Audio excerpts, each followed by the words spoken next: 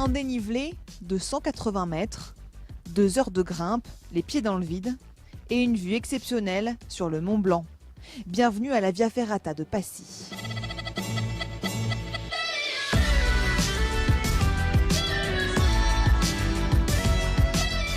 Un sport entre la randonnée et l'escalade qui nécessite donc un peu d'équipement. Un baudrier, une paire de longes spéciales Via Ferrata et bien sûr un casque.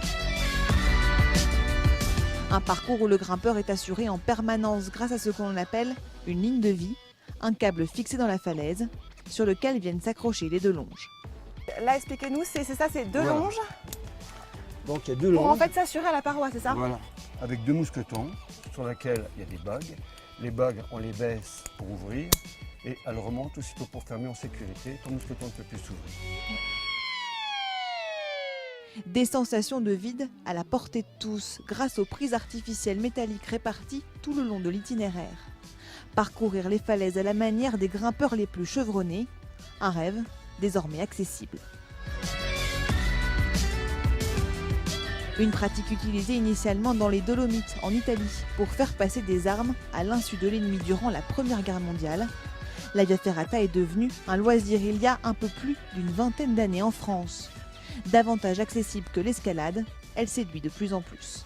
On est moins collé comme une araignée sur la paroi, du coup on peut se vacher à un endroit, par exemple ça veut dire donc du coup s'accrocher sur un échelle, quelque chose comme ça.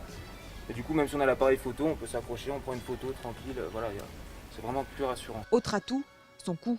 Donc, il y a beaucoup de gens qui vont louer, il suffit d'avoir une paire de tennis au pied et tout l'équipement est fourni, donc c'est pas un gros budget pour les gens. Fin de la grimpette, 500 mètres parcourus au milieu de la falaise à plusieurs dizaines de mètres du sol.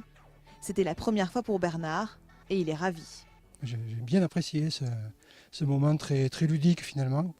Impressionnant au départ, mais après on se met en confiance et c'est que du bonheur. Même chose pour son fils. C'est vertigineux, c'est sensationnel, on retrouve le vide, on fait un petit peu de la grimpette tout en étant sécurisé, c'est génial. La Via Ferrata se pratique le plus souvent en montagne, mais sachez que si vous avez envie de jouer à Indiana Jones près de chez vous, il existe plus de 200 parcours répartis dans toute la France.